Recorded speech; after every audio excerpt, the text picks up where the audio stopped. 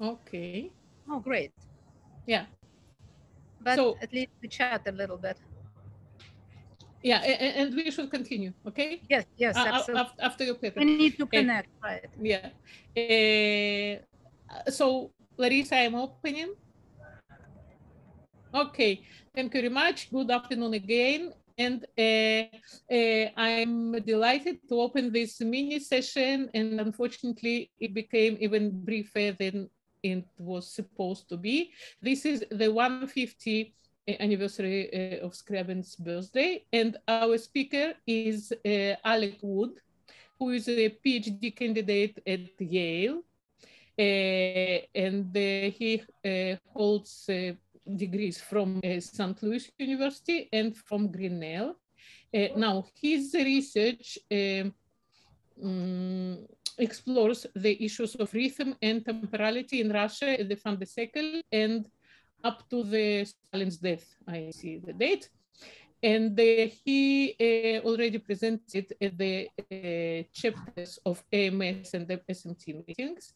And now in New Orleans, he's going, so what he did present is Soviet avant-garde and Scriabin. And now he's going, not now, in New Orleans, he's going to talk about Hildegard von Bingen cosmology at the AMS SMT ethnomusicology national meeting. But now we are going to hear his paper with very intriguing and fascinating gesture as a chiastic relation in Scriabin and Obukhov. Please, Alec.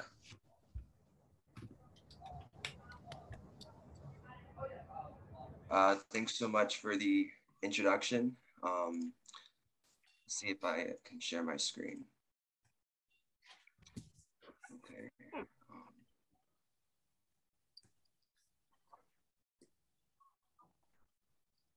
All right. Good morning, at least for me. I'm in Ithaca, New York right now. I would love to be in Italy, but unfortunately I could not make it this summer, but I'm thankful to the organizers for making the hybrid component possible. So anyway, the notebooks of Alexander Scriabin abound with seeming contradiction. He seems unable to decide whether he is God, whether he is nothing, whether he makes everything, or whether everything makes him. Scholars assessing Scriabin's philosophy and its genealogies have tended to describe his manner of relating terms as a dialectic between the I and the not I. This paper assesses the limits of dialectics in evaluating Scriabin's worldview.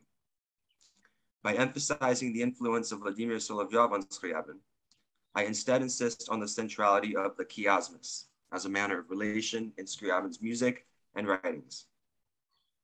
In Scriabin, chiasmus presents a manner of relating the corporeal to the conceptual, how the materiality of the performing body relates to the philosophy this performing body is thought to be enacting.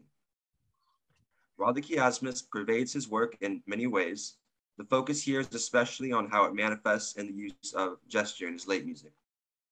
I will then move on to show how neglected Russian immigrant composer Nikolai Obukhov abstracted these gestural chiasmi from the keyboard entirely in the theremin-inspired instrument he invented, the cross sonore, or sonorous cross. So to begin, I will clarify what I mean by the chiasm and how it differs from dialectics as a matter of relation. In traditional literary theory, the chiasmus is a reversal of grammatical structures in successive clauses or phrases, represented by A, B, B prime, A prime. But in Maurice Merleau-Ponty's essay, The Intertwining the Chiasm, he reads in chiasmus a more abstract means of relation. For him, chiasm presents a means of relating subject to object based on the principles of reversal, symmetry, and circularity. To illustrate the chiasm, he often discusses examples of touch. For him, for example, upon touching a surface, there is no immediate differentiation between sensing and sensed. Touching a keyboard is as much the keyboard touching you. In this way, the subject is still one with the object. They are part of the same flesh, as he will say. This subject and object maintain their unity and difference through a continual process of A jumping to B and back again, from sensing to sensed, the qualities being mixed along the way. And then Merleau-Ponty will say there is a nesting of chiasms like this that all return to the ultimate chiasm between intelligibility and sensation. The chiasmus differs from the dialectic in that the latter's emphasis on contradiction, resolution, and teleology are absent from the former. The chiasm retains its unity through a constant oscillation between its constituent terms, like a very rapidly spinning top appearing as stationary when we intuitively know it is moving. The chiasm does not resolve into a third term separate from the originary two, and its two terms are not in contradiction. So unlike the dialectic, in chiasm, there's no teleological tendency for the two terms to move to an outcome already latent in the relation. Finally, chiasmus also has an etymological resonance of crossing. To cross two terms is to relate them chiastically. Richard Cheruskin described in passing Scriabin's harmonic techniques of the tritone link and simultaneous sounding of symmetrical relations as chiastic, an assertion I agree with. But I would like to trace out its more philosophical implications here. In order to understand Scriabin's chiastic worldview, we have to look to the religious philosophy of Vladimir Solovyov, especially his theories of the divine Sophia and godmanhood. Solovyov was an influence, if not the influence, on the Russian mystical symbolists, of which Scriabin was a part. Hence, a summary of Solovyov's theories is in order. Solovyov describes the world historical process as the gradual unification of materiality and divinity. He asserts the divine principle is immanent in the material world and especially concentrated in humans, and that over time, this divinity increases. Solovyov frames this process of reconciliation paradigmatically as human sexual love, in which God stands for divinity, and Sophia, the feminine personification of wisdom, stands for materiality. In sex, he argues, a man and woman are said to momentarily enact the union of divinity and materiality towards which the world historical process tends. Christ is the person in whom divinity and materiality existed in equal proportion, he maintains, and so therefore at the end of history, all people will be images of Christ. Now, this might seem to be just another Hegelian narrative replete with dialectics with different words, but it is complicated by the Christological views on the relation between Christ's divine and human characters. According to Orthodox theology, it is heretical to assert that these two characters contradict each other in any way. Hence, dialectic is out of the question. Instead, Christ's nature is typically described as a hypostatic union, in which materiality and divinity exist as one and without contradiction, but are nevertheless two separate terms. It is fitting, perhaps, that in biblical history, this narrative was first made visible to humanity in the crucifixion, which we can understand as a crossing, a chiasm of materiality and divinity. Christ's nature is thereby chiastic, encapsulated not only in his crucifixion, but throughout the Bible. As a literary device, chiasmus is pervasive in the Bible, with the governing chiasm being that between the Old and New Testaments. And I might also add, in late antiquity, Christ's name became used in the Christogram of the key row, where the first letter of his name marks an X, as if a chiasm itself. And it is the same in Russian, the letter. Solovyov's writings do the same with materiality and divinity. His writing can be difficult to read since terms are constantly defined in the terms of the other, but I think this is precisely part of the meaning. Sophia is originally presented as representing materiality, but then a few pages later, she might already now be divinity. And sometimes she even names the relation itself between materiality and divinity. This is because as a chiasm, materiality is always already divinity, and vice versa. So, all this previous discussion of chiasm will guide a discussion of Scriabin's notebooks. His debt to Solovyov is succinctly captured in this passage written sometime in 1905 or 1906. He writes, "As a person during the sexual act loses consciousness at the moment of ecstasy, and his whole organism at every point experiences bliss, so also God as a person, experiencing ecstasy, will fill the universe with bliss and will ignite fire." Like Solovyov, he correlates his own sexual experience with that of God and names this experience ecstasy. Moreover, we find him frequently defining sex as a moment where individual and collective, the I and not I, male and female, mind and body, God and world, are all placed into chiastic relations. The relationship between all these processes for him is something more than metaphorical. For him, just as for Solovyov, sexual love is the most important chiasm, since it momentarily enacts the union of God and Sophia that they believe began and will end the universe.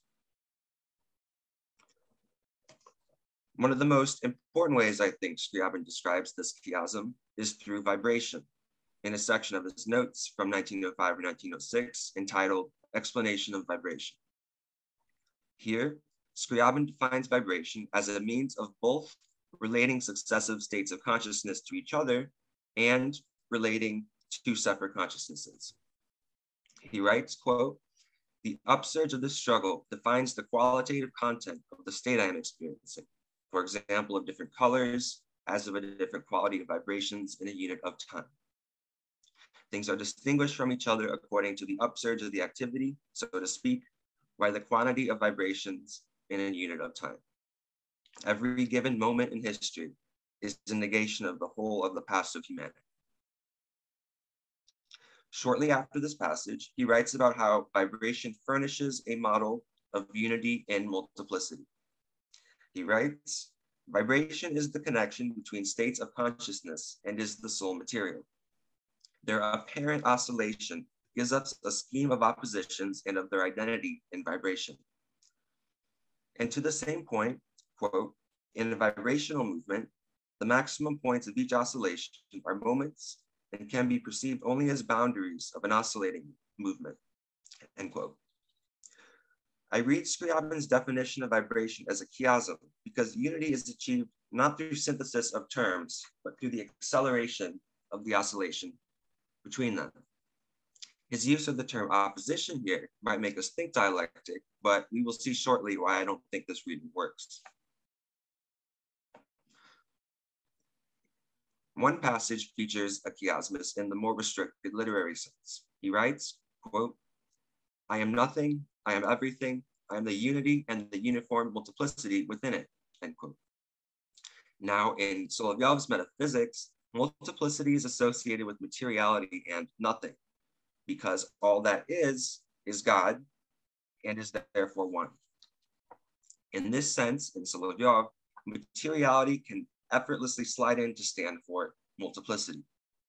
Therefore, this passage has the form A, B, B prime, A prime, since everything is a unity and nothing is a multiplicity. They are simply different words for what is the same thing, lending the passage a chiastic form. Scriabin further enacts poetically this chiastic relationship between himself and the world in the rapid oscillations between self-deification and self-annulation in his notebooks. For example, in this passage from around 1904 and 1905, he writes, "I am nothing, I am only what I create. I am God, I am nothing, I want to be everything. I have engendered a contrary to myself, the rhythm of time and multiplicity, compulsion, opposition. This contrary to myself is my own self, for I am only what I engender. I want to be God, I want to conquer myself, I want to return to myself, the world seeks God." And there's a similar flourish from the same passage. I won't read this one, but I'll give you just a few seconds to read it.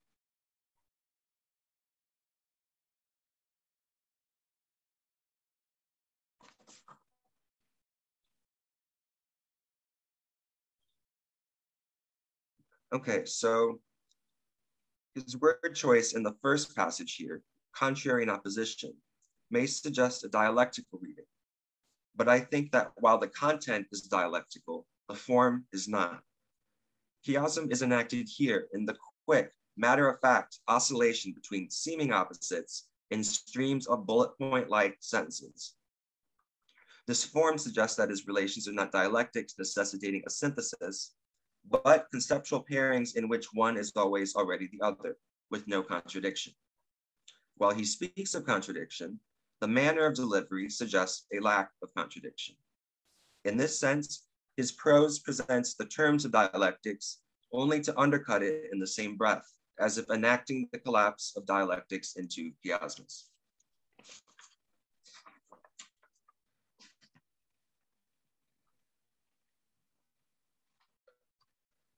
Okay, so now let us move on to some music. Scriabin's music, I believe, must not be viewed as an application or mirror of his philosophy, but an extension and complication of it. I view his music as a means of philosophizing by other means not possible through the primarily linguistic medium of the notebooks. In short, I make no ontological distinction between the conceptual trills we saw here underpinning his prose and the corporeal trills he asks of the performer in his sonatas. In both cases, the trill, the chiasm, is above all an operation of subjectivity. And ultimately, his work shows how language and music trill between each other. They are a chiasm in which each term can only ever be defined in terms of the other. Therefore, in what follows, I'll focus on gesture and corporeality. In particular, I read wrist and arm vibration, manifest in trills and tremolos, as well as hand crossing, as a corporeal extension of chiasm.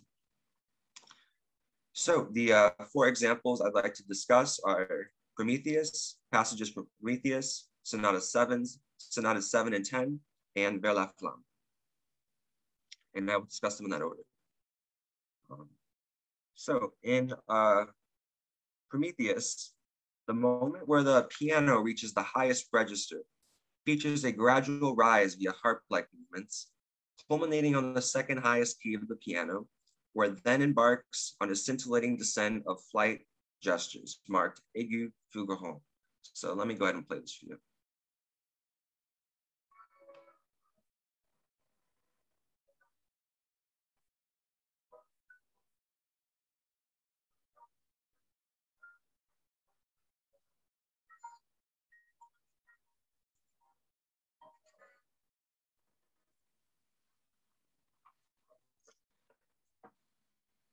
These gestures here last for 4 bars before the piano returns to the theme originally introduced after rehearsal marker 3, much earlier in the piece. Now, in order to play this passage, the pianist's right hand must launch rightward to execute the grace note leap, while at the same time pulling the thumb to the left to strike the rapid minor ninth downward leap. The same must be done with the left hand, where while the index finger and thumb roll the chord, the pinky must reach downward to strike the bass note of the subsequent chord. The result in both hands is a circular movement of the wrist and fingers. Oh. Okay. Yeah, it was still playing. Okay. Excuse me, Alec, we cannot hear your recordings. Do you use your mic? Okay. I'm gonna try resharing my screen because I think I have to do it through there. I'm sorry about that.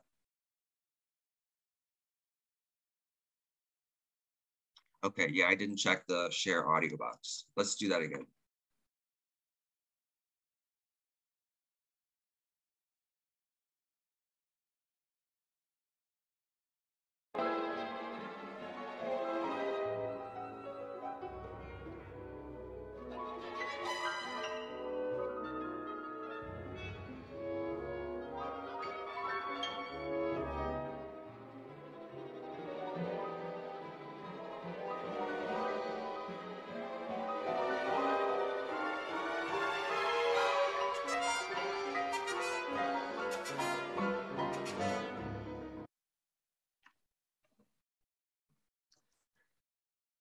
All right, so, okay. At this passage I have posted on the screen here. The result in both hands is a circular movement of the wrist and fingers, occurring amidst a linear descent across the keyboard. So this motion associates the climactic moment associated with ecstasy with the kind of circular motion associated with chiasm. Underneath these gestures are Scriabin's tritone link, a chiastic harmonic progression between tritone-related dominant structured sonorities. By combining these gestural and harmonic chiasm at the melodic high point of the piano's part, Scriabin thereby affords a central importance to the role of chiasm. So in the paper I presented at this conference last year, I argued that Scriabin's late sonatas can be interpreted as narrativizations and enactments of Solovyov's metaphysics, where gendered themes enact a union of God and Sophia. Okay. The seventh sonata, subtitled White Mass, is especially revealing here, not surprising given its liturgical name. I returned to this piece to emphasize its gestural chiasmy, namely the piece's climax towards the end. So I'm going to go ahead and play this.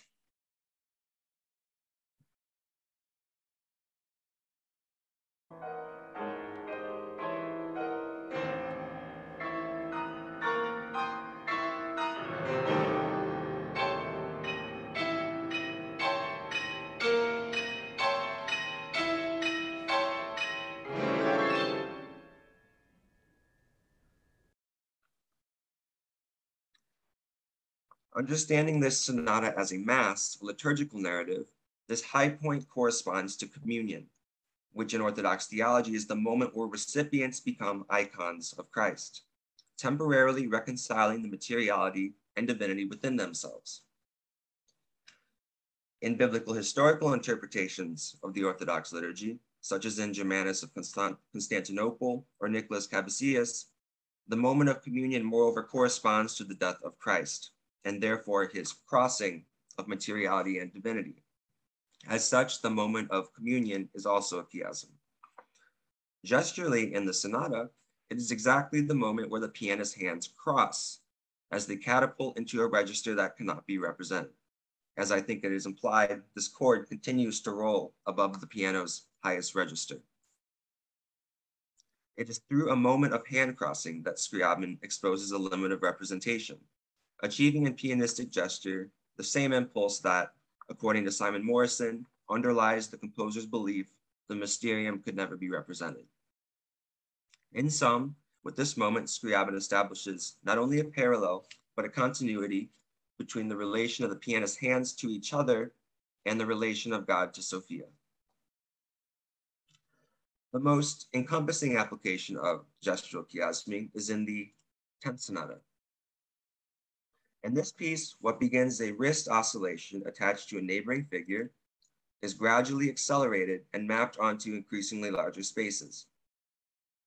This neighboring figure accelerates to become trills, which then become trills in both hands, furnishing a vibration in the hand's horizontal dimension. Then we encounter repeated chords, which I read as a kind of vibration in the hand's vertical dimension, the hand quickly moving up and down. Finally, at the climax, we find a tremolo spread out between both hands, the wrist vibrating in both dimensions, vertically with the repeated chords, horizontally across the whole body between the arms. This process of increased vibration is supplemented with stylistic markings that describe a proliferation of light associated in theology with the divine wisdom of Sophia. These tremolos then become, understood in the Solovyovian narrative of the music, a vibration between the composer and audience. In sum, the 10th sonata establishes chiastic relations between different parts of the body and then between the performer's body altogether and the audience. The final example of Scriabin I want to talk about is Vers la Flamme. Similar to the 10th sonata, this piece develops to a gradual increase of vibration, moving from a semitonal melodic gesture to trills and then to tremolos and rapid repeated chords. The same melody is featured largely unaltered above these textures of increasingly expansive chiastic activity. Beginning in the measure here marked avec une émotion naissante, the melody is played on top of a 9/5 rhythm between the hands.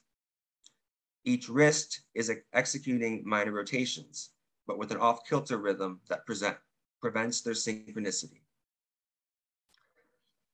In measure 69, the left hand abandons the 5 rhythm and syncs up with the right hand with largely 16th notes, suggesting a nascent synchronicity of hands. And then towards the end of this section, in measures 73 and 75, and amidst echoes of the opening melody, an oscillating figure is introduced in the right hand, aided by a left hand grace note gesture, further interrelating the hands. I have those circled here. This gesture transforms into a brief tremolo in the right hand, which you see in the last measure represented on this slide, which then announces a new texture in measure 77. At this point, the hands cross and they remain so for a duration of 4 measures, while the left hand executes the upper staff tremolos and the right hand a return of the melody from the beginning beneath. This section features a buildup of energy that finally explodes in measure 81. The final major section marked éclatant lumineux and the melody comme une fanfare. It is no coincidence that Scriabin introduces an extended hand crossing at this formally key passage leading up to the final section. From the beginning up until now, a chiastic relation, which began in a primarily melodic and harmonic domain, migrated first to a rhythmic domain, and then finally to a corporeal one. This hand crossing also coincides with the introduction of a tremolo in the right hand, such that the relation between the extremes of the right hand's wrist rotations are a microcosm of the relation between the two hands. Tremolos proliferate throughout the rest of the piece, including tremolos that are traded between the hands, such as in this passage here. And then a repeated chord gesture that we first see in measure 97 introduces a chiasm in the vertical domain of the right hand. And these are united with tremolos in the left hand. So again, it's the combination of a horizontal one and a vertical one. All right, so now we're going to move on to Obukhov. Scriabin exerted a wide influence in Russia, including on the avant-garde composer Nikolai Obukhov, who emigrated to France in 1918. He remains an enigmatic figure in Russian music history, remembered mainly for his massive, unfinished liturgical cantata, The Book of Life. He was influenced by the apocalyptic visions of the end of history, forwarded by Solovyov, Scriabin, and other Russian symbolists, setting many of their poems to music. His compositions have religious titles like Revelation and Six Prayers, and employ a Scriabinesque harmonic language if the music is otherwise generally more contemplative and austere than ecstatic.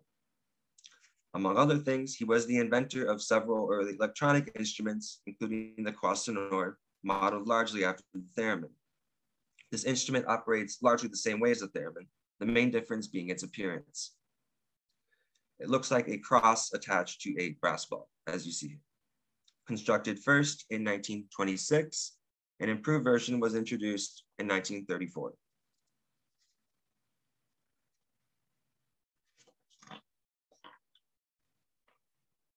Okay, while the vibrato used in playing the instrument may superficially seem to be nothing but an abstraction of cello vibrato from the original context, it is more productively read as a continuation of Scriabin's chiastic corporeality. This will be demonstrated through a look at one of the few recordings where we can hear the instrument played. This recording, taken from a performance given in Paris on May 15, 1934, features his piece, The Annunciation of the Last Judgment, and an excerpt of the Book of Life. the Princess Marie Antoinette, Alcinac de Broglie, plays the Croix Sonore. Louise Mata sings, with Arthur Schlossberg and Obukhov himself on the piano. So let me play just a little bit of this recording.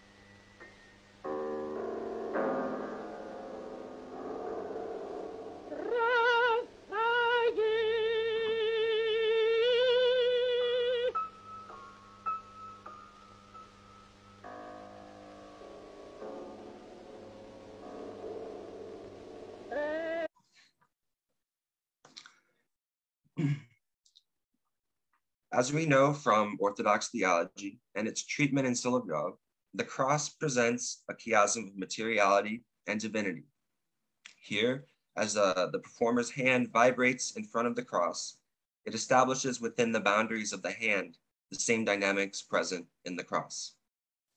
And then finally, the relation between this chiasm and the cross as a chiasm is itself related chiastically. The Princess de Broglie plays the instrument as much as the instrument plays her.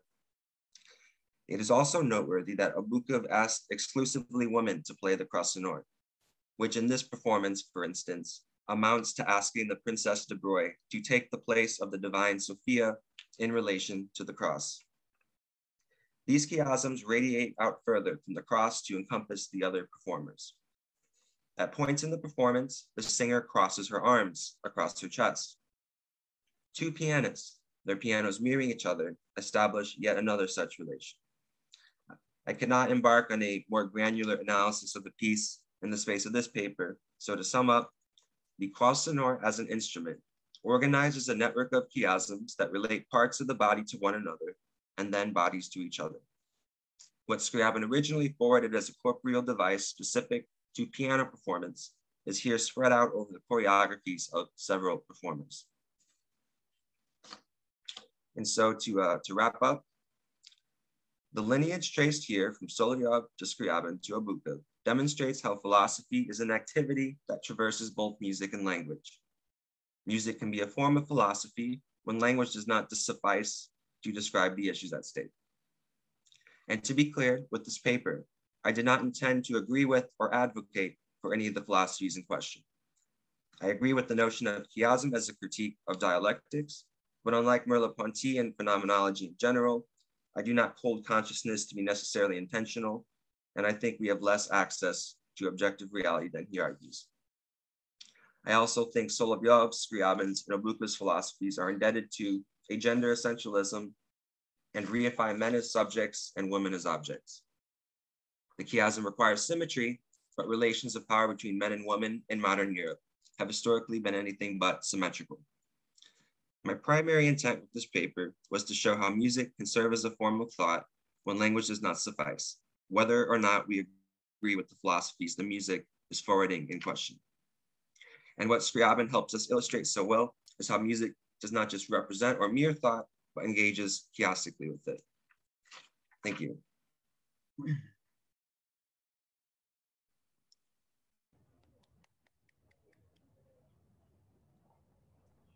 Wow, thank you very much, Alec, for deploying this activity of a sect of chiastic enthusiasts.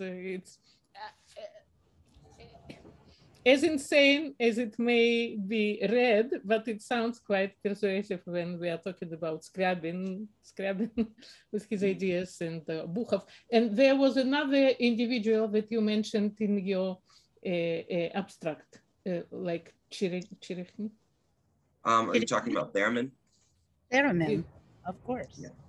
No, I think there was someone else. Please, questions. Who has questions for Alec? I just could not identify him in this transcription. Okay. Okay, Massimiliano Locanda. So John van der Velde is, I'm reading in the chat, suggesting us the recent book by Massimiliano Locanto from Salerno on the on Stravinsky and musical body. Yeah, I just thought to suggest that because he talks about Stravinsky and how corporality and the body, especially the hands, influenced his compositional process. So I just thought it was very interesting. Yeah, okay. Yeah, I'm not familiar with the book, but I will definitely check it out. Thank you. Alec, can you show a first notation example from Prometheus? Yeah. Yeah, let me pull that up. I was just crazy curious about one thing. Why do you think that the B flat is played by right hand? Because as a pianist, I would actually play it by left. You would play the upper stack with your left hand? I would play arpeggio chord with, so 1, 2, okay? 1, 2, 1. Oh, I see. Okay, so the second note in each one you would play with the left hand. So which exclude rotation of the arm that you're talking about. Okay. I was just curious because gymnastic in Zverev school was very well known. I mean, all right. Yeah. I mean, when I played it, I've always used the right hand, but I never thought to use the left hand. But that does make sense. And it would be in that case not a rotation. So I didn't. Yeah, that's good to know. If I play, I would actually play it in the left hand. It's much easier. It does actually include left hand rotation, but not as crazy as what you were talking about.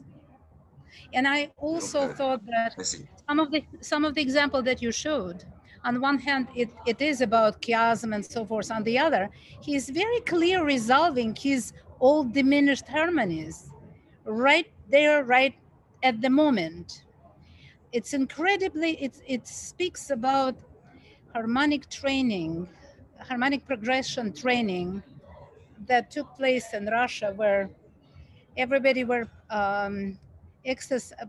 middle ground student would exercise progressions in harmonic rising, descending with Napoleon, with, okay, so it's kind of gymnastics, but I'm not taking away your point. I was just curious about this example, and I think you may speak about the flexibility and fluidity developed in Russian schools, especially at that time with harmonic playing. Right. I like the histories of pianism in Russia and like, and harmonic techniques of training harmony. Yeah, that's not something I'm really familiar with, but yeah, I get your point with using left hand in this part. At least through the college, I went as a pianist, and nobody said, I mean, we played this harmonic progressions, cadences, along harmonization of any melodies with whatever it was there. It was, well, Bella can attest this, Yelena can. Yeah. Yeah. I'm done. See. Very good. The piano arrangement is by Scriabin himself, right? Of the score of Prometheus. The arrangement of Prometheus? Yeah, this example that Tina was talking about, this is by Scriabin himself. He arranged the orchestra. Thank you very much. Hannah has a question. Please, Hannah. Hi there. I love this. Thank you. Two little things, and I mean, one of them is more of just it might be really fun. But I want to ask, do you see chiasm in the mystic chord? My first question. And my second one is, how fun would it be if you looked at Scriabin's 2 sketches from his notebooks through that chiastic structure, particularly the one of the reflecting venue for his mysterium. We have the right. Yeah. Mm-hmm. Yes, you're familiar, but also that kind of mandalic figure he also has with the the search for God, the Mayan incarnation, et cetera, et cetera. You're familiar.